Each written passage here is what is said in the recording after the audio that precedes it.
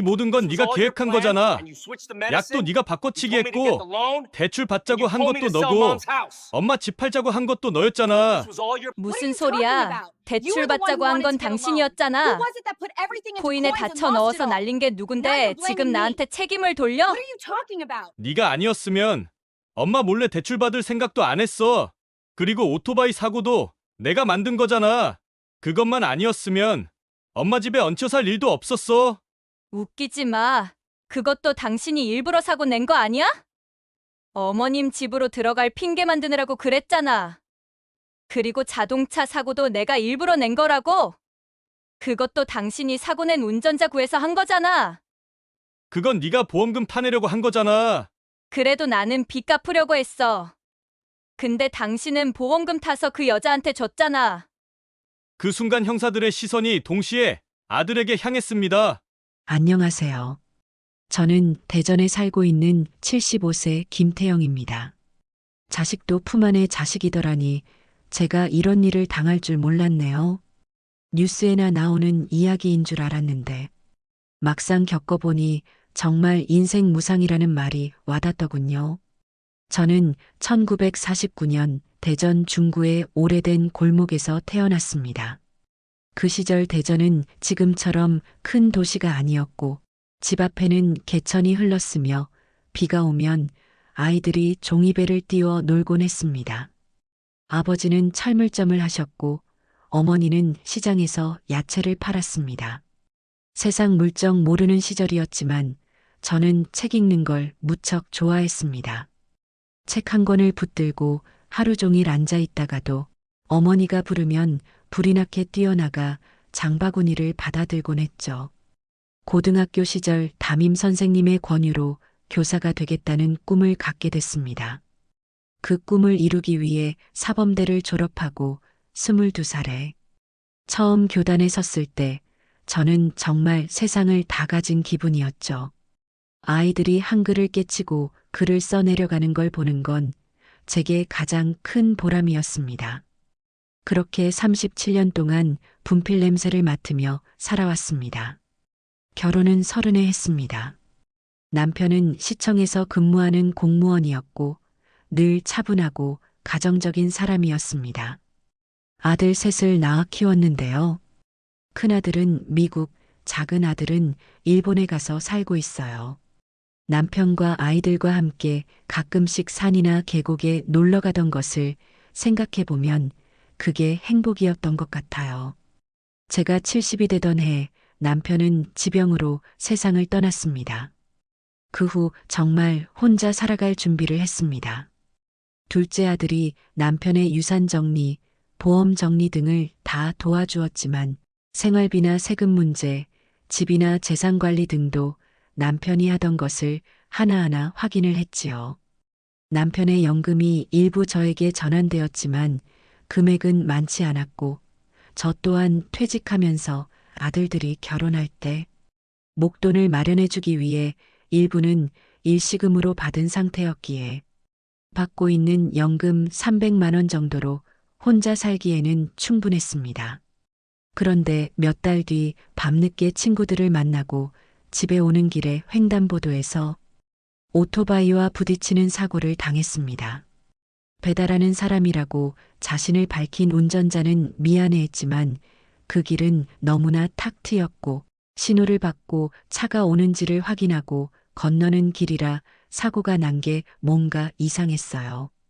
그 횡단보도는 제가 30년 넘게 다녀온 길이었는데 그렇게 사고가 날 만한 곳이 아니었습니다.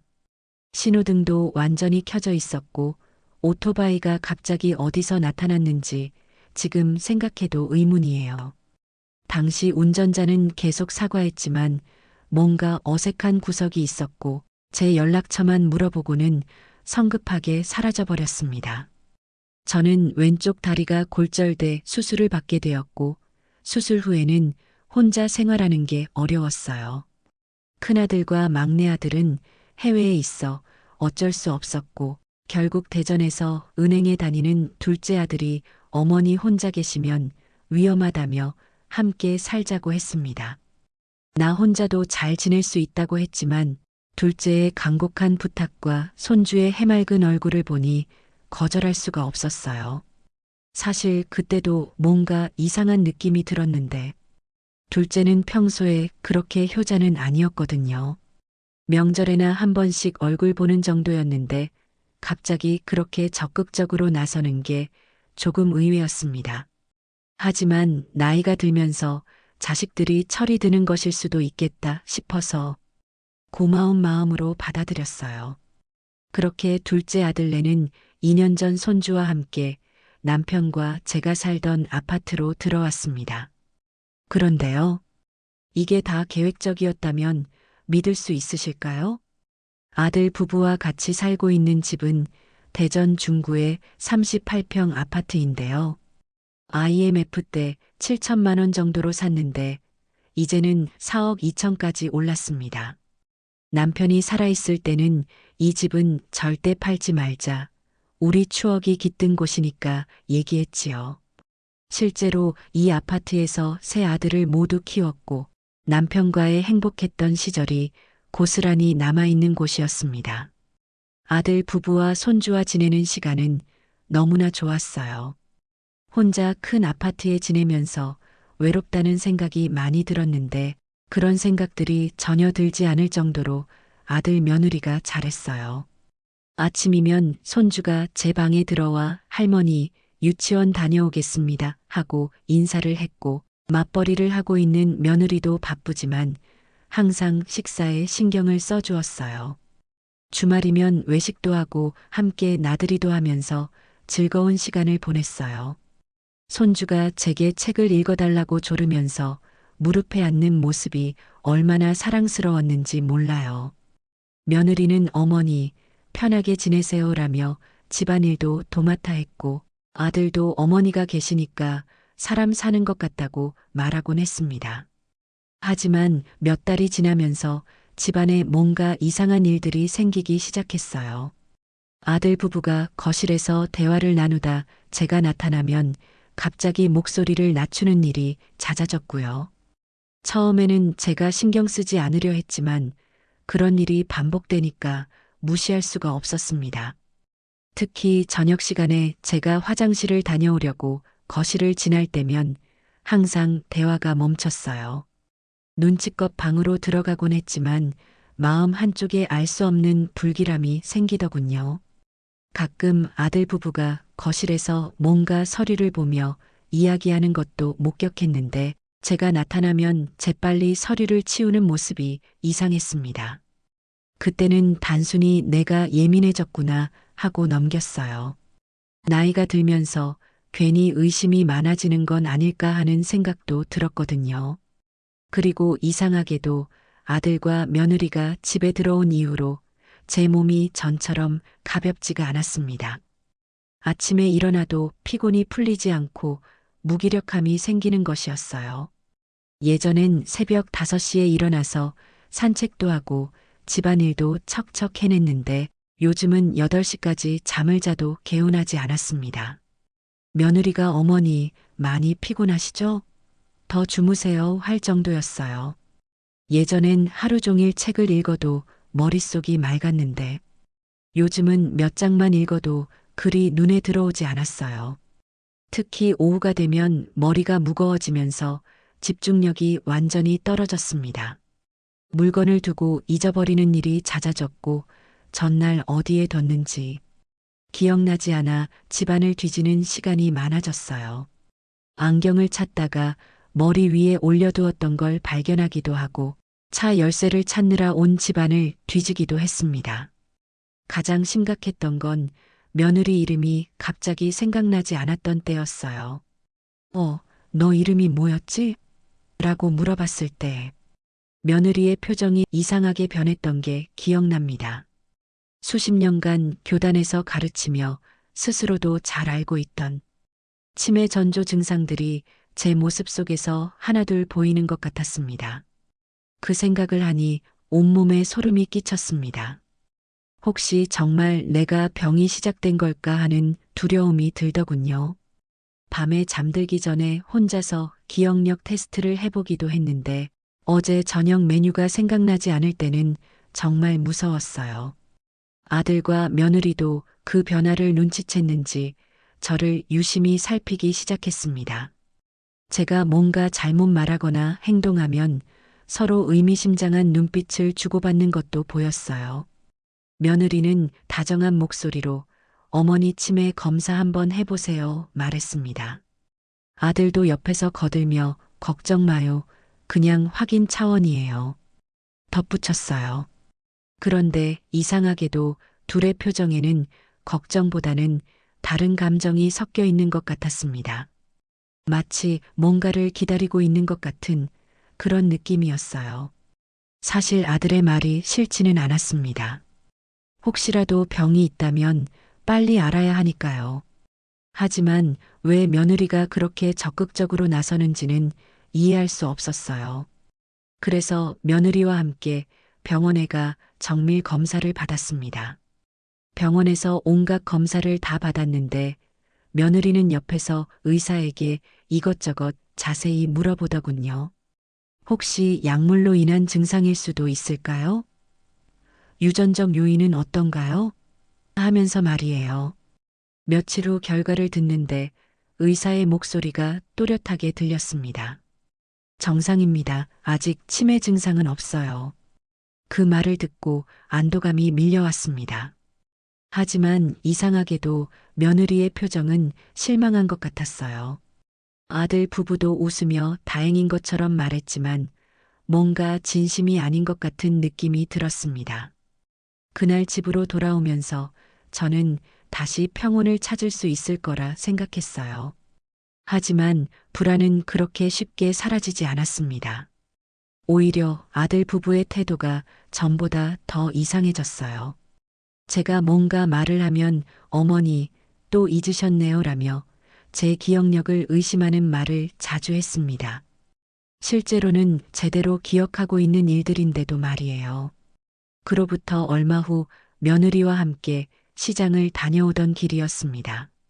며느리의 차를 타고 집으로 돌아가던 중 신호가 바뀌자마자 옆 차선에서 튀어나온 차량이 그대로 우리 차 옆을 들이받았어요. 쾅 하는 소리와 함께 차가 심하게 흔들렸습니다. 안전벨트를 맨 며느리는 큰 부상을 피했는데요. 며느리가 저에게 짐을 많이 맡겨서 안전벨트를 매지 않고 있었어요. 지금 생각해보니 그것도 이상합니다. 평소에 며느리는 안전벨트에 대해 무척 까다로웠거든요. 하지만 그날은 어머니, 잠시만 들고 계세요라면서 제 무릎 위에 짐을 잔뜩 올려놓았어요. 사고가 나면서 허리에 찢어지는 듯한 통증이 번졌고 숨이 막히는 것 같았습니다. 사고로 통증도 통증이지만 정신적인 충격이 더 커서 차에서 나와 바닥에 멍하니 앉아 있었는데요. 며느리는 제게 괜찮은지 물어보더군요. 결국 현장에 도착한 구급차에 실려 병원으로 옮겨졌고 정밀 검사 끝에 의사는 어깨뼈에 금이 가고 인대 손상까지 있다고 했어요. 수술이 필요하다는 말에 그대로 수술실로 들어갔습니다. 마취제가 들어오면서 눈앞이 점점 어두워졌고 이상하게도 병실에서 눈을 뜨면 모든 게 달라져 있을 것 같은 불길한 예감이 들었어요. 수술 후 눈을 떴을 때 제 곁에는 아들과 며느리가 서 있었고 둘은 걱정스런 얼굴로 괜찮냐고 물어보았습니다. 그리고 2달 동안의 병원 생활이 시작되었습니다. 입원 생활은 하루가 한 달처럼 길게 느껴졌어요. 낮에는 간호사들이 들락날락하며 주사와 약을 챙겨주었습니다. 그리고 아들이 뼈에 좋다는 영양제도 사다 주더군요. 어머니, 이거 뼈에 정말 좋다고 하니까 꼭 드세요 하면서 말이에요. 처음에는 고마운 마음으로 받았지만 그 영양제를 먹기 시작하면서부터 뭔가 이상했습니다. 통증이 깊게 파고들어 한 번도 편하게 잠든 적이 없었는데 그날 이후로는 잠이 너무나 깊게 들었어요. 마치 의식을 잃는 것처럼 깊이 잠들어서 중간에 깨는 일이 전혀 없었습니다. 간호사가 어머님, 정말 잠을 깊이 주무시네요. 체온 재려고 깨우는 것도 힘들어요라고 말할 정도였어요. 그런데 어느 날 깜빡하고 약을 먹지 않고 누웠다가 얕은 잠이 들었는데요. 병실 문이 아주 조심스럽게 열렸습니다. 누군가 들어오는 것 같았는데 아들, 며느리였어요. 저는 무심코 눈을 감은 채 그대로 누워 있었습니다. 아들은 제 얼굴을 한번 살피고 의자에 앉았어요. 어머님 안 주무시는 것 아냐? 아냐, 그 약 먹으면 완전 수면제래. 매일 저녁에 드시라고 했으니까 드셨을 거야. 근데 대출 상환 이번 달까지라면서? 그래, 어떻게 갚아야 할지 고민이야. 이자만 해도 월 200만 원이 넘어. 아들의 목소리에는 절박함이 묻어 있었어요. 잠시 정적이 흐른 뒤 며느리의 목소리가 들렸습니다. 그러니까 어머니 집 팔면 되잖아. 그걸 어떻게 팔아? 어머니가 계신데. 그러자 며느리의 입에서 믿을 수 없는 말이 흘러나왔습니다. 그러니까 왜 안 죽는 거냐고? 약을 바꿔야 하는 거 아니야? 효과가 없는 거 아니냐고? 순간 너무나 놀랐습니다. 숨소리조차 들키지 않으려고 가슴을 조이며 누워 있었어요. 그런데 치매 검사에서 정상이 나온 게 문제야. 판단 능력이 있다고 나오면 유산 상속이 복잡해져. 그러니까 자연사처럼 보이게 해야 한다는 거지? 응, 이번이 마지막 기회일 수도 있어. 퇴원하시면 더 어려워질 거야. 머릿속에서는 그 말이 메아리처럼 계속 울렸습니다. 왜 안 죽는 거야 라는 소리가 귀를 파고들었어요. 그 짧은 문장이 제 온몸의 피를 차갑게 식혀버렸습니다. 아들은 더 이상 말하지 않고 길게 한숨을 내쉬었어요. 그 침묵이 오히려 더 무서웠습니다. 어머니 통장이랑 도장은 어디 있는지 알아? 작은 방 금고에 있을 거야. 비밀번호는 엄마 생일이었던 것 같고. 확인해 봐야겠어. 미리 준비해 두는 게 좋을 것 같아. 제가 살아있는데 벌써 제 재산을 어떻게 처리할지 계획하고 있었던 것입니다. 그런데 정말 괜찮을까? 혹시 나중에 문제되지 않을까? 이미 2번의 사고 기록이 있고 나이도 많으시니까 자연사로 보일 거야. 다른 형들은 뭐라고 할까? 해외에 있으니까 상관없어. 게다가 엄마가 치매 기미를 보인다고 이미 말해뒀고, 그제서야 모든 퍼즐이 맞춰지는 것 같았습니다. 제가 기억력이 떨어진다며 다른 아들들에게 미리 이야기해둔 것도, 치매 검사를 받게 한 것도 모두 계획적이었던 거예요. 약은 언제까지 먹이면 돼? 그 친구가 3달 정도면 충분하다고 했어. 그럼 올해 안에 모든 게 끝나겠네. 둘의 대화는 거기서 끝났고 조용히 병실을 나갔어요.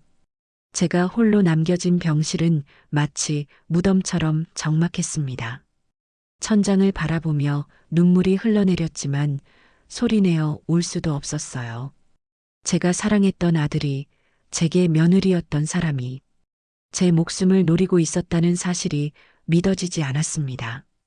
그동안 저에게 보였던 모든 친절과 관심이 거짓이었다는 것을, 제 재산을 노린 것이었다는 것을 깨달았을 때의 배신감은 이루 말할 수 없었어요. 하지만 지금 제가 할 수 있는 일은 아무것도 없었습니다. 누가 믿어줄까요? 아들이 어머니를 죽이려 한다는 말을 누가 믿어줄까요? 분노와 슬픔이 한꺼번에 몰려왔지만 병실 침대 위에 누운 저는 아무것도 할 수 없었습니다. 누구에게 말할 수 있을까요? 아들이 어머니를 죽이려 한다는 말을 누가 고지곳대로 믿어줄까요? 그날 이후 저는 단 하나의 결심을 했습니다. 살아남기 위해서, 그리고 진실을 잡아내기 위해서 저는 연기를 하기로 했습니다. 그때부터 저는 약을 먹는 척하면서 베개 밑이나 화장실 변기통에 슬며시 버렸습니다. 손바닥 안에 약을 감추고 먹는 신용만 한 뒤 고개를 돌려 알약을 조용히 뱉어냈죠. 잠든 척 눈을 감고 천천히 호흡을 고르며 귀는 항상 열어두었습니다. 병실 문이 스치는 소리, 발자국, 낮고 억눌린 속삭임까지 하나도 놓치지 않았습니다. 때로는 일부러 기억이 흐릿한 듯 이게 무슨 약이었지? 라고 묻거나 간호사가 한 말을 2번씩 되물었습니다. 아들과 며느리 앞에서도 그랬죠. 아이고, 내가 깜빡했네라며 같은 이야기를 반복하거나 며느리의 이름을 틀리게 불렀습니다. 그럴 때면 두 사람은 눈빛을 주고받은 뒤 마치 안심이라도 한 듯 얕은 웃음을 흘렸습니다. 그 웃음 속의 안도감이 제 연기가 먹혀들고 있다는 증거였습니다. 퇴원날이 다가올 무렵 몸은 여전히 무거웠습니다. 연기를 하는 것 외에는 이 상황을 어떻게 극복해야 할지 전혀 대책이 떠오르지 않았어요. 큰아들과 막내아들에게 전화를 걸어볼까도 했습니다. 하지만 이미 둘째 아들이 저를 치매라고 이야기해 놓았을 것이기에 그 아이들이 저를 곧이곧대로 믿어줄 것 같지 않았어요. 피부치라도 믿어주지 않는다면 세상 어느 누가 제 말을 들어줄까요? 경찰에 신고하는 방법도 잠시 생각했지만 상황은 마찬가지일 거라는 결론에 이르렀습니다. 아들이 어머니를 해치려 한다는 말을, 그것도 아무 증거 없이 누가 믿어줄까요? 오히려 노인이 망상에 빠졌다는 말을 들을 게 뻔했습니다. 그래서 저는 침묵을 택했고 버티는 것 말고는 할 수 있는 게 없었습니다. 퇴원 후 며칠 뒤 몸을 조금이라도 움직여야겠다는 생각에 집 근처 마트에 다녀왔습니다. 장바구니를 들고 집 앞 우편함을 열었는데 흰색 봉투 하나가 눈에 띄었습니다. 봉투 전면에는 빨간 글씨로 큼지막하게 대출 이자 연체라고 적혀 있었습니다. 떨리는 손으로 봉투를 집어들었는데 수신인이 제 이름이었습니다. 그 자리에서 봉투를 찢어 내용물을 꺼냈습니다. 은행에서 보낸 고지서에는 연체 2개월 상환 요망이라는 문구와 함께 상환 계좌와 금액이 적혀 있었습니다. 눈앞이 아득해졌습니다. 그날 밤 잠을 설친 저는 다음 날 아침 일찍 은행으로 향했습니다. 대기표를 뽑고 자리에 앉아 있었는데 등 뒤에서 다른 사람들의 웅성거림이 있었지만 제 귀에는 아무 소리도 들리지 않았어요. 제 번호가 불리자 천천히 창구 앞으로 걸어갔습니다. 어서 오세요. 무엇을 도와드릴까요? 직원의 친절한 목소리가 들렸지만 제 입에서는 떨리는 소리만 나왔습니다. 이게 제 앞으로 온 건데요. 대출 이자가 연체됐다고 해서 저는 대출 같은 걸 받은 적이 없는데요. 뭔가 착오가 있는 것 같아 왔어요. 직원은 고지서를 받아들고 잠시 살펴보더니 컴퓨터 앞에 앉았습니다. 성함과 주민등록번호를 알려주실 수 있을까요? 저는 떨리는 손으로 신분증을 내밀었습니다. 직원은 키보드를 두드리다 화면을 한참 바라봤습니다. 고객님, 여기 보니까 5천만 원의 대출이 있습니다. 그 말을 듣자 온몸이 얼어붙었습니다. 무슨 말씀이세요? 저는 대출을 받은 적이 없어요. 제 목소리는 절박하게 떨렸습니다. 직원은 난감한 표정을 지으며 모니터를 한번 확인한 뒤 다시 설명을 해주었습니다. 대출 신청은 비대면으로 이루어졌습니다. 고객님 명의 휴대폰을 통해 본인 인증과 전자서명을 거쳐 진행됐습니다. 비대면 그러니까 휴대폰으로 대출을 받았다는 건가요? 직원은 고개를 끄덕였습니다. 네, 신청 시 제출된 신분증도 확인이 되고요. 비대면이라 핸드폰만 있으면 간단하게 대출을 받을 수 있어요. 하지만 저는 한 번도 은행 앱을 통해 대출을 신청한 적이 없었어요. 이 서류 어떻게 된 건가요? 대출 과정에서 인증 절차를 통과했기 때문에 법적으로는 본인 신청으로 간주됩니다. 하지만 고객님께서 실제로 하지 않으셨다면 인증 수단이 다른 사람에게 넘어간 상황일 수 있습니다. 직원은 말을 멈추더니 모니터 옆에 놓인 한 장의 서류를 꺼냈습니다. 이건 대출 신청 당시 연결된 연락처와 기기 정보입니다. 등록된 휴대폰 명의자는 고객님 본인이 맞으시네요. 제 손끝이 얼음장처럼 차가워졌습니다. 숨이 가빠져 의자에 몸을 기댔습니다. 아들이 제 명의로 핸드폰을 만들고 신분증 사본, 통장을 가지고 제 명의로 비대면 대출을 받은 것이었습니다. 이걸 제가 막을 수 있는 방법은 없나요? 직원은 조심스럽게 대답했습니다. 법적으로 대출 계약이 성립돼 있어서요. 고객님이 직접 서명하지 않았다는 사실과 휴대폰 인증 절차가 타인에 의해 진행됐다는 것을 입증해야 합니다. 다만 가족 간의 합의나 위임이 있었다고 주장할 수도 있어서 민형사 절차를 병행해야 합니다. 은행을 나서면서 머릿속이 새하얘졌습니다. 그동안 대출 한 번 받지 않고 현관을 나서는데 다리가 풀려 한동안 은행 앞 벤치에 주저앉아 있었습니다. 그때 내 인생이 이미 남의 손에 넘어갔을지도 모른다는 절망감이 온몸을 짓눌렀습니다. 며칠 뒤였습니다. 저녁 식사를 마치고 아들한테 졸립다고 일찍 자겠다고 하면서 방으로 들어왔습니다. 거실 쪽에서 낮지만 또렷하게 들리는 아들의 목소리가 귀에 들어왔어요. TV도 꺼져 있었고 며느리와 손주는 외갓집에 간다고 없는 날이었습니다. 그래서 그 목소리가 더 선명하게 제 귀로 들리더군요. 문틈 사이로 들려오는 목소리는 전화를 하는 듯 했습니다. 그 말투가 평소 전화 며느리에게 쓰던 무뚝뚝한 말투가 아니었어요. 부드럽고 다정한 어투였습니다. 응 자기야 걱정하지 마 내가 다 해결할게.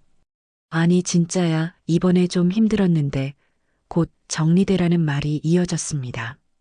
저는 숨을 죽이고 귀를 더 가까이 기울였습니다. 아들은 한동안 낮은 목소리로 무언가를 길게 설명했습니다. 그 중간중간 잡히는 단어들이 충격적이었습니다. 코인으로 다 날렸다고 했지. 그 돈 자기한테 간 거 아무도 몰라. 근데 다행히 아내가 이해해줬어. 그거 갚는다는 핑계로 전에 살던 집 전세까지 빼서 자기 줬잖아. 사실 그건 아내가 먼저 아이디어 낸 거야. 머릿속에서 퍼즐 조각이 맞춰지듯 과거의 일들이 선명해졌습니다. 이 집에 같이 살자고 할 때의 아들, 며느리의 표정이 떠올랐습니다.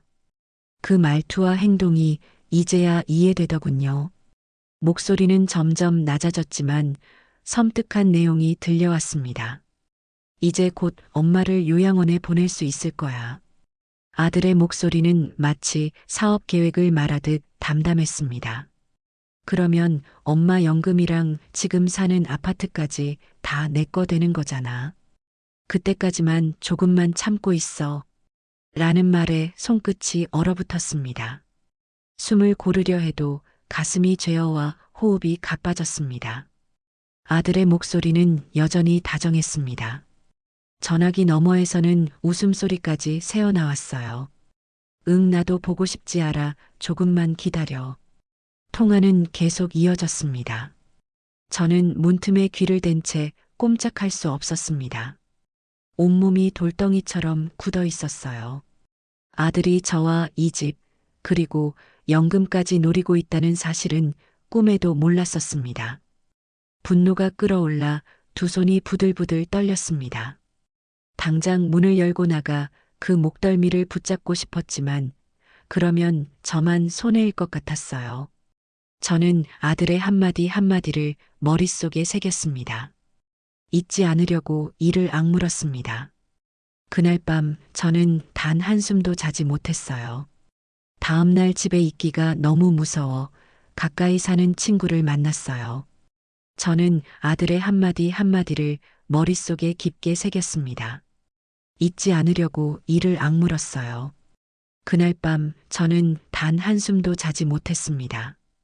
천장을 바라보며 분노와 절망이 번갈아 가슴을 누르더군요. 다음 날 아침 눈을 떴을 때 무엇을 해야 하나 하고 한숨부터 나왔습니다. 숨소리마저 눈치를 보며 살아야 한다는 사실이 너무나 답답하더군요. 이대로 하루를 보내는 건 제 정신이 버티지 못할 것 같았습니다. 외투를 걸치고 가까이 사는 친구에게 전화를 걸었어요. 나 좀 만나. 급한 얘기가 있어. 그렇게 통화를 하고 집을 나섰습니다. 친구를 만나자마자 저는 부끄럽지만 병실에서 있었던 일부터 모두 이야기했어요. 대출 고지서가 날아온 사건과 은행에서 알게 된 비대면 대출 사실까지요.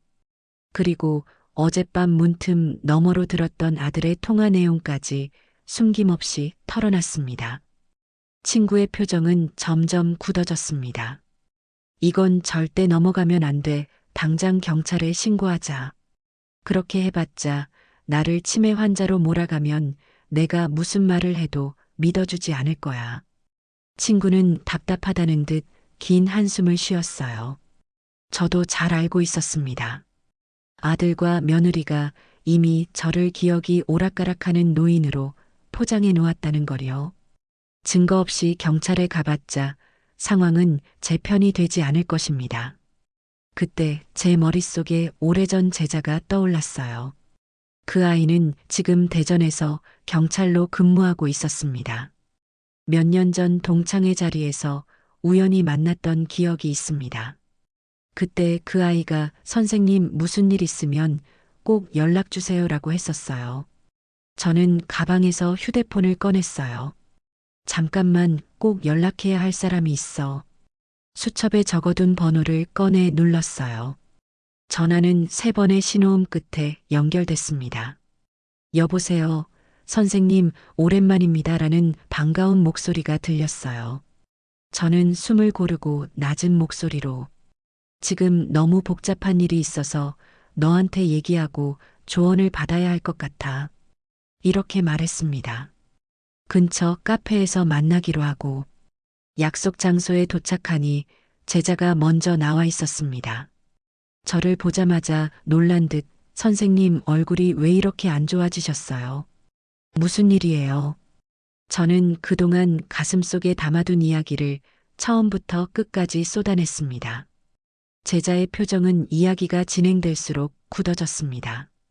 그리고 잠시 침묵한 뒤 낮고 단호한 목소리로 선생님, 이건 단순한 가족 문제를 넘어 범죄 가능성이 큽니다. 했습니다. 저는 제 말을 믿어주는 사람이 있다는 사실에 가슴 한쪽이 놓이더군요. 가슴이 울렁거렸고 손끝은 땀에 젖어 있었습니다. 잠시 후 제자는 고개를 살짝 숙이더니 낮지만 단호한 목소리로 입을 열었습니다. 선생님, 이건 지금 당장 증거를 확보해야 합니다라는 말이었어요. 저는 떨리는 목소리로 어떻게 해야 하니라고 물었습니다. 제자는 주저하지 않고 가방 속에서 작은 메모지와 펜을 꺼냈습니다. 펜 끝이 종이를 누르며 첫 글자를 적을 때 제 시선은 그 손끝에 고정됐어요. 간단한 메모는 이렇게 적혀 있었습니다. 첫째, CCTV 원본 보존. 둘째, 의심되는 약과 음식 밀봉 보관. 셋째, 모든 대화 녹음. 넷째, 재산 관련 서류를 외부에 안전하게 보관. 그리고 혼자 추궁하지 말고 모든 기록은 날짜 시간 상황을 적으라고 덧붙였습니다. 그 목소리엔 확신이 있었고 저는 그때부터 두려움 대신 준비된 마음이 생겼습니다. 제자는 마지막으로 이런 상황은 시간과의 싸움이라고 했어요. 늦으면 늦을수록 상대가 더 치밀하게 움직입니다라는 말이 제 귀에 깊게 꽂혔어요. 목소리는 흔들림이 없었고 그 속에는 저에 대한 걱정이 묻어 있었어요. 그리고 메모지를 가지런히 접어 제 손에 쥐어주었습니다. 그 손길이 묵직했고 전해지는 온기가 이상하게 든든했습니다. 이 내용 그대로 지키시면 됩니다. 저는 그 메모를 마치 생명줄처럼 꼭 쥐고 가방 안 깊숙이 넣었어요. 카페 안 공기가 조금은 부드럽게 느껴졌지만 제 마음속 전쟁은 여전히 끝나지 않았습니다. 밖은 여전히 사람들로 붐비고 웃음소리가 가득했지만 저는 긴장감으로 굳어 있었어요. 그러나 이제 저는 두려움뿐 아니라 방어할 무기와 방법을 가지고 있었습니다. 제자는 제 눈을 깊게 바라보며 마지막으로 말했습니다. 선생님, 저는 언제든 대기하고 있습니다.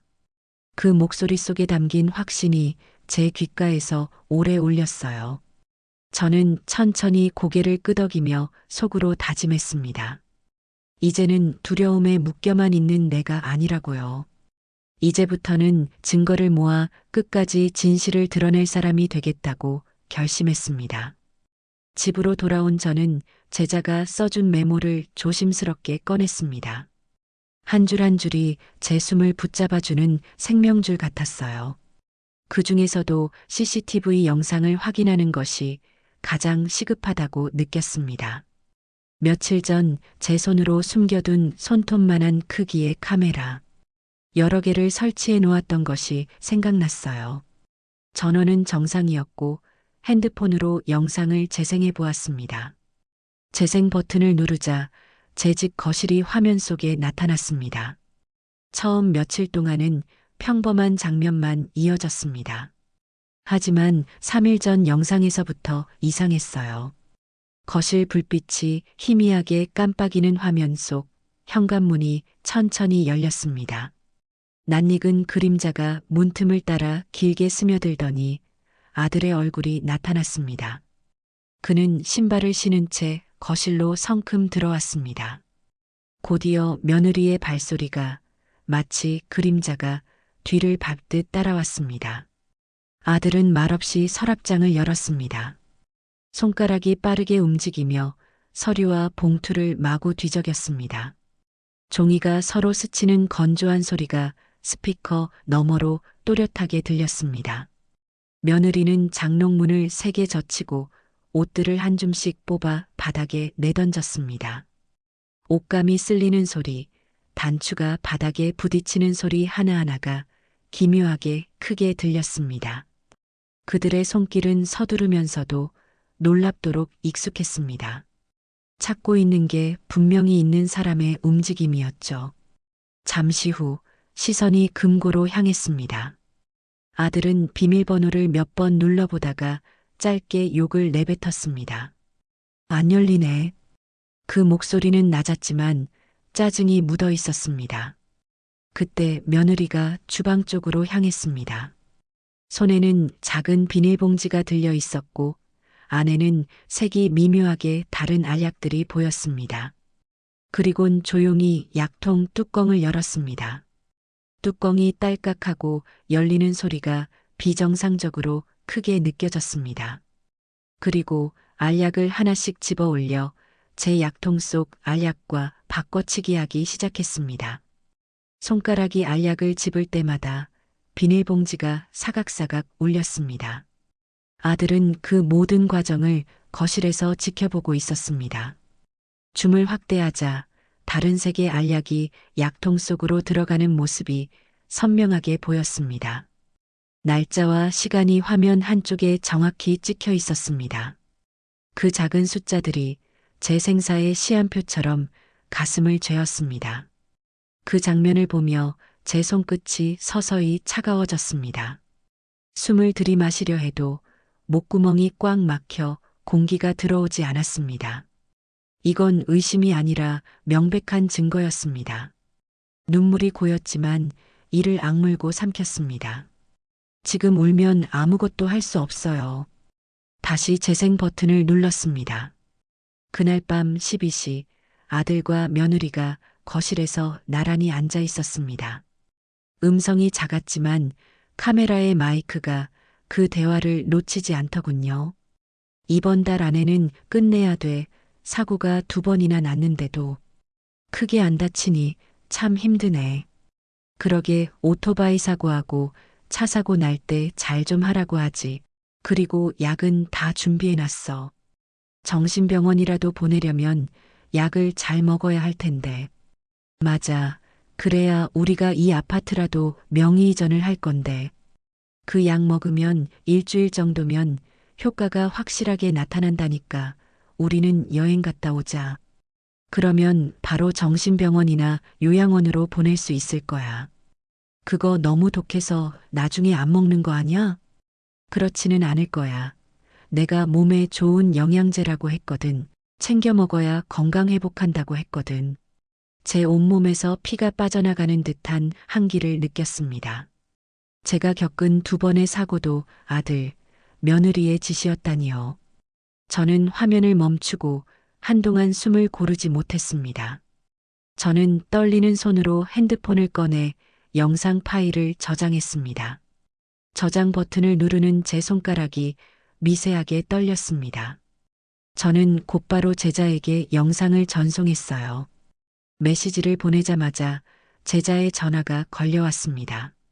수화기 너머에서 제자는 낮지만 단호한 목소리로 말했습니다. 선생님, 약도 챙겨두셔야 합니다라는 말이었습니다. 저는 그 말에 곧장 자리에서 일어났어요. 부엌으로 가서 며느리가 건드렸던 약통을 꺼냈습니다. 그 속에 들어있는 낯선 알약 몇 개를 집게로 집어냈어요. 혹시 손에 닿으면 증거가 훼손될까봐 비닐장갑을 꼈습니다. 알약을 하나씩 투명 비닐봉지에 넣고 입구를 단단히 묶었어요. 그리고 그 봉지를 가방 깊숙한 주머니에 넣었습니다. 그렇게 준비를 마치고도 한참 동안 가방을 붙잡고 서 있었습니다. 다음 날 아침이 밝자 아들과 며느리가 거실로 나왔어요. 아들은 아무렇지 않은 표정으로 커피를 마시고 있었습니다. 며느리는 며칠 전에 말한 것처럼 해외여행 가기로 했다고 말했어요. 저는 그 말을 듣고 고개를 천천히 끄덕였습니다. 며느리는 여행 준비가 이미 다 끝난 듯 밝은 표정을 짓고 있었습니다. 아들은 짐 가방을 거실 한쪽에 놓아두었어요. 그 안에서 여권 케이스와 여행용품이 삐죽 나와 있었습니다. 손주는 처갓집에 맡겼어. 엄마가 아파서 잠깐 봐주신대라는 아들의 말이 이어졌습니다. 저는 알 수 없는 복잡한 감정이 밀려왔어요. 손주가 없는 집은 갑자기 너무 조용해졌습니다. 그 조용함 속에 숨겨진 불길한 기운이 더 짙게 깔려 있었습니다. 아들과 며느리가 웃으며 출발 준비를 하는 모습을 보며 저는 더욱 확신이 들었어요. 이들이 떠나 있는 동안이 제게 주어진 유일한 시간이라는 것을요. 아들과 며느리가 떠난 집은 숨조차 크게 쉬기 어려울 만큼 고요했습니다. 그 고요함은 평화가 아니라 폭풍 전의 정막처럼 무겁게 내려앉아 있었어요. 심장이 쿵쿵 뛰는 소리가 귓속에서 울릴 만큼 세차게 고동쳤습니다. 현관문이 닫히는 소리가 사라지자 저는 단 1초의 망설임도 없이 제 방에 들어가 가방을 메고 나왔습니다. 금고 안에 두었던 등기권리증을 꺼내면서 한숨이 나왔습니다. 그 위에 인감도장과 통장을 올리고 증권 계좌 서류까지 꺼내왔습니다. 종이와 도장이 부딪히는 소리가 유난히 크게 울렸어요. 하나하나 가방 속에 넣을 때마다 무게가 늘었고 그 무게는 제 어깨뿐 아니라 제 가슴까지 짓눌렀습니다. 숨소리가 거칠어지고 손바닥에 땀이 차올랐어요. 그 무게가 단순한 물건이 아니라 제 평생의 삶과 희망이라는 걸 알기에 손을 떼기가 힘들었습니다. 마지막 서류까지 가방 속에 넣고 나서 저는 거울 앞에 섰습니다. 거울 속의 얼굴은 주름지고 창백했지만 그 눈빛은 예전과 달랐습니다. 더 이상 속수무책으로 당하는 무기력한 노인이 아니었어요. 눈동자 속에는 절박함과 결심, 그리고 단단한 각오가 서려 있었습니다. 저는 스스로를 바라보며 마음속으로 속삭였습니다. 이제 끝까지 간다. 가방을 메고 곧장 은행으로 향했습니다. 자동문이 열리면서 차가운 냉기가 뺨을 스쳤습니다. 창구로 걸어가자 직원이 저를 보며 미소를 짓더군요. 이걸 전부 해지하시겠어요? 라는 직원의 물음이 귀에 울렸습니다.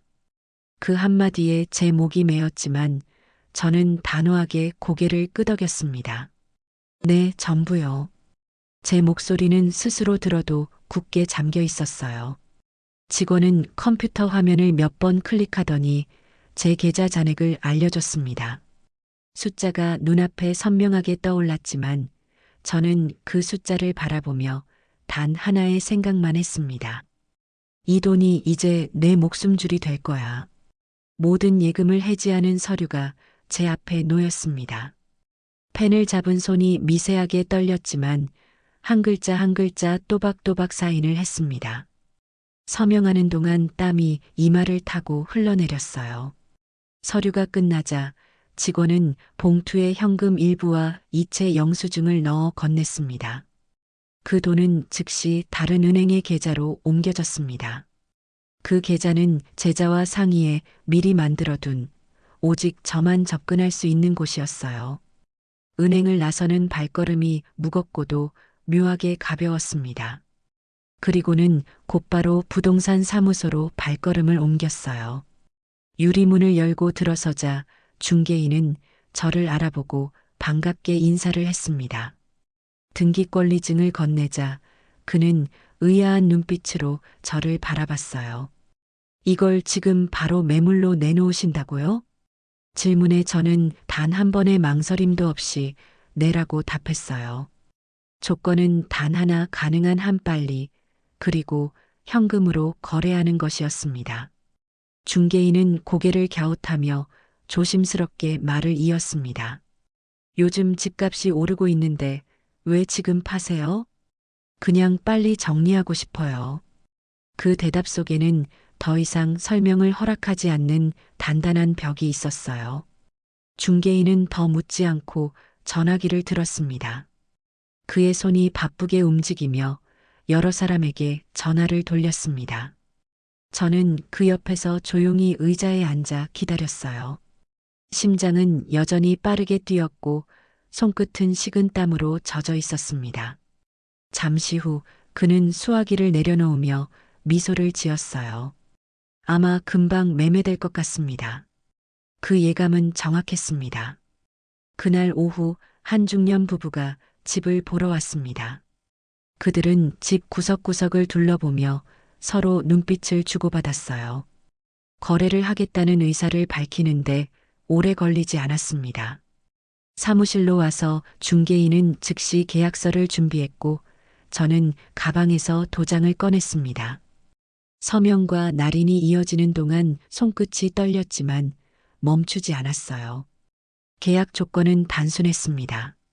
이틀 뒤 집을 완전히 비워주고 잔금을 받는 것이었습니다.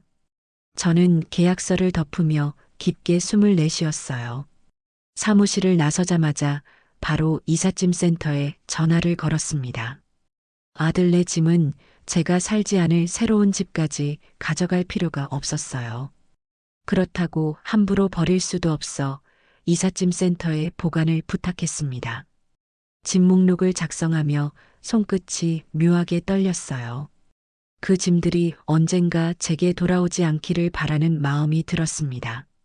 그날 밤 저는 빈 방을 둘러보며 한참 동안 서 있었습니다. 이곳에서의 추억이 한 장면씩 스쳐 지나가더군요. 다음 날 저는 살던 곳에서 조금 떨어진 동네로 향했습니다. 그곳에 매물이 나온 작은 아파트가 있었어요. 넓지 않았지만 깨끗했고 무엇보다 조용했습니다. 저는 망설임 없이 계약을 진행했습니다. 새 아파트의 등기부 등본을 받아들었을 때 비로소 실감이 났어요. 이곳이 이제 제 유일한 안전한 보금자리라는 확신이 들었습니다. 이사 당일 저는 마지막 짐을 들고 새 아파트 문을 열었어요. 창문을 열자 시원한 바람이 들어왔고 그 바람 속에서 오래 묵힌 숨이 터져 나왔습니다. 마침내 저는 제 손으로 제 삶의 방향을 완전히 바꾸게 되었어요. 그렇지만 아직 마무리가 되지 않은 것이 있었습니다. 그날 밤 저는 새 아파트 거실 한가운데 앉아 불을 켜지도 않은 채 오래도록 생각에 잠겼습니다. 비록 안전한 공간으로 옮겨왔지만 아직 끝나지 않은 일이 있다는 것을 잘 알고 있었어요. 다음 날 저는 약속 장소인 대전 시내 한 조용한 카페로 향했습니다. 제자는 이미 자리에 앉아 있었고 저를 보자 자리에서 일어나 반갑게 인사했습니다. 저는 가방에서 메모리 카드와 약 봉지를 꺼내 앞에 놓았습니다. 그는 장갑을 낀 손으로 그것들을 조심스럽게 집어들더니 표정을 굳혔어요. 선생님, 이건 명백한 증거입니다. 제자는 바로 경찰청 증거보관실로 가져가겠다고 했어요. 저는 그제야 깊게 숨을 내쉬었어요. 제자는 앞으로 진행될 절차를 하나하나 설명했습니다. 영상 분석과 약물 성분 검사를 동시에 진행할 예정이라고 했습니다. 그리고 출입국 기록을 조회해 아들과 며느리가 귀국하는 날짜에 맞춰 체포영장을 집행할 계획이라는 말도 덧붙였어요. 저는 그 설명을 들으며 조용히 고개를 끄덕였습니다. 며칠 뒤 드디어 아들과 며느리가 해외여행에서 돌아왔습니다. 새벽에 입국한 그들은 아침이 되자마자 제 휴대폰으로 전화를 걸어왔어요. 수화기 너머로 들려온 목소리는 분노와 당혹으로 가득 차 있었어요. 엄마 지금 어디예요? 왜 우리 집에 아무도 없어요? 비밀번호는 왜 바꿨고요? 내가 알 필요 없다. 이제 모든 건 너희가 한 대로 결과를 받으면 된다. 니네 짐은 이삿짐 센터에 전화해서 찾아가면 되고 나는 그 집 팔고 이사했으니 니들끼리 잘 살아라. 이제 경찰에서 다 물어보게 될 거다. 엄마, 뭔 소리 하시는 거예요? 집을 팔았다니요? 이제 경찰에서 다 물어보게 될 거다. 잠시 정적이 흐른 뒤 전화를 끊었습니다. 그리고 경찰 제자에게 전화를 해주었습니다. 얼마 뒤 형사들이 아들과 며느리 앞에 나타났어요. 형사들이 신속하게 진입했고 두 사람의 손목에 수갑이 채워졌어요. 이웃들이 웅성거리는 가운데 그들은 차갑게 식은 표정으로 끌려 나왔습니다. 차량에 태워지면서도 며느리는 고개를 돌려 주변을 노려보았지만 저는 그 자리에 없었습니다. 모든 것을 제 손으로 끝까지 지켜낼 수 있었다는 사실에 가슴 한켠이 묵직하게 벅찼습니다. 그러나 그 벅참 속에는 씁쓸함이 깊이 스며 있었어요. 피로 맺어진 관계가 탐욕 하나로 이렇게 쉽게 무너질 수 있다는 것을 온몸으로 느꼈기 때문입니다. 아들과 며느리가 체포된 지 이틀 뒤 제자는 저를 경찰서로 불러 조사 진행 상황을 알려주었습니다. 그는 조사실 안에서 벌어진 장면을 하나하나 설명해 주었어요. 두 사람은 처음 마주 앉자마자 서로를 노려보며 눈빛부터 부딪혔다고 합니다. 형사가 간단한 신상 확인을 마치자마자 아들이 먼저 입을 열었어요. 팔짱을 낀 채 의자에 기대서 차갑게 말했습니다. 이 모든 건 내가 계획한 거잖아. 약도 내가 바꿔치기 했고 대출 받자고 한 것도 너고 엄마 집 팔자고 한 것도 너였잖아. 그 말에 며느리는 벌떡 자리에서 일어나 얼굴이 붉어진 채로 소리를 질렀습니다. 무슨 소리야. 대출 받자고 한 건 당신이었잖아. 코인에 다 쳐넣어서 날린 게 누군데 지금 나한테 책임을 돌려. 형사가 조용히 하라고 제지했지만 두 사람의 언성은 점점 더 높아졌습니다. 내가 아니었으면 엄마 몰래 대출받을 생각도 안 했어. 그리고 오토바이 사고도 내가 만든 거잖아. 그때만 아니었으면 엄마 집에 얹혀 살 일도 없었어. 그러자 며느리는 비웃듯 입꼬리를 올렸습니다. 웃기지 마. 그것도 당신이 일부러 사고 낸 거 아니야? 어머님 집으로 들어갈 핑계 만드느라고 그랬잖아. 그리고 자동차 사고도 내가 일부러 낸 거라고. 그것도 당신이 사고 낸 운전자 구해서 한 거잖아. 아들은 손바닥으로 책상을 치며 목소리를 높였습니다. 그건 내가 보험금 타내려고 한 거잖아. 그러자 며느리는 눈을 부릅뜨고 소리쳤습니다. 그래도 나는 빚 갚으려고 했어. 근데 당신은 보험금 타서 그 여자한테 줬잖아. 형사들의 시선이 동시에 아들에게 향했습니다. 아들은 잠시 말을 잃고 시선을 바닥으로 떨궜어요. 형사 한 명이 조용히 자료를 꺼내 책상 위에 올렸습니다. 그 자료에는 아들이 해외여행 기간 동안 통화하고 송금한 내역이 상세히 기록되어 있었어요. 거기에는 한 여성의 이름이 반복적으로 등장했습니다. 형사가 단호하게 물었습니다. 이 여성, 김미화 씨는 누구입니까? 아들은 한숨을 길게 내쉰 뒤 결국 입을 열었습니다. 여자친구입니다. 그 한마디에 며느리의 얼굴이 창백하게 변했습니다. 뭐라고? 여자친구? 동창이라고 하더니 그럼 그동안 나 속이고 그 여자랑 짜고 한 거야? 아들은 고개를 돌려 며느리를 외면했고 아무 대답도 하지 않았습니다. 형사는 추가 조사를 통해 그 여자가 아들의 내연녀이며 아들이 그 여자와 함께 살기 위해 재산을 빼돌리고 저를 요양원에 보내려고 했다는 정황을 확인했다고 했습니다. 또한 아들이 며느리에게는 코인 투자에 실패해서 빚이 생겼다고 거짓말을 했지만 실제로는 내연녀와 함께 사업 명목으로 돈을 쓰다 손실을 입고 카드빚까지 지게 된 사실이 드러났습니다. 며느리는 두 손으로 머리를 감싸쥐고 절규했습니다. 나는 몰랐어. 나는 그냥 코인 투자로 진 빚을 갚으려고 한 것뿐이야. 그 여자와 그런 관계일 줄은 꿈에도 몰랐다고. 형사는 두 사람의 진술이 완전히 엇갈리자 즉시 별도 조사로 전환했습니다. 서로를 향한 비난과 변명이 끊임없이 오갔지만 이미 CCTV 영상과 약물 감정 결과, 대출 서류, 통화 기록, 사고 당시 목격자 진술까지 모든 증거가 준비돼 있었습니다. 제자는 저를 바라보며 말했습니다. 선생님, 이 사람들은 이제 서로를 감싸줄 생각이 없습니다. 각자 살기 위해 발버둥 치는 겁니다. 그 말을 듣고 나니 저는 안도감과 허무함이 동시에 밀려왔습니다. 가족이라는 이름 아래 가면을 쓰고 있던 두 사람의 민낯이 이제 세상에 드러났기 때문입니다. 경찰 조사가 마무리되고 사건이 검찰로 송치된 뒤 저는 법원 일정을 확인하며 공판이 열리는 날마다 방청석에 앉았습니다. 수차례의 재판에서 아들과 며느리는 여전히 서로를 향해 손가락질하며 책임을 떠넘겼고 목소리는 점점 더 격해졌습니다. 아들은 변호사를 통해 모든 건 며느리가 계획한 일이며 자신은 단순히 끌려갔을 뿐이라고 주장했고 며느리는 아들이 내연녀와 함께 살기 위해 모든 것을 꾸몄다고 맞섰습니다. 하지만 재판부 앞에 차례대로 제출된 증거들은 그들의 말이 거짓임을 하나하나 드러냈습니다.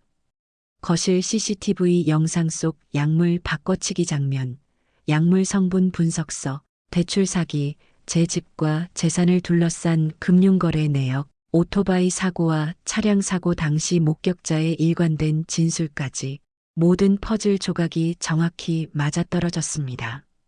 그들이 치밀하게 짰다고 믿었던 시나리오가 법정 한가운데서 무너져 내리고 있었어요. 재판부는 사건 전모를 정리하며 이 사건은 단순한 가족 간 불화나 경제적 갈등이 아니라 명백히 재산을 노린 계획적 범행이며 피해자의 생명까지 위협한 중대한 범죄라고 판시했습니다. 그리고 마침내 선고일 법정안은 숨죽인 긴장감으로 가득했습니다. 판사의 목소리가 차갑게 울려 퍼졌습니다. 피고인 김찬수에게 징역 8년을, 피고인 박은혜에게 징역 6년을 각각 선고한다.